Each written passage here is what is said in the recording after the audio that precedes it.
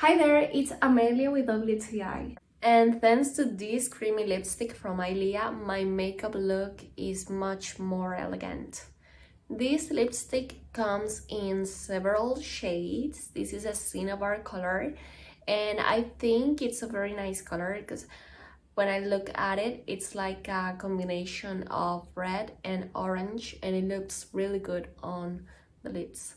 I usually like my makeup to look natural, and sometimes I need something to give it a more elegant touch, and this lipstick does just that, so I love that.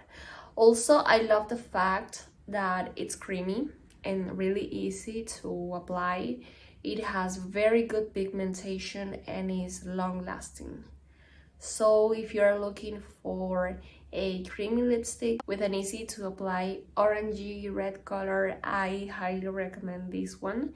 This is a color block lipstick by ILIA in the shade Cinnabar. I love this so much, I highly recommend it, and that's my point of view.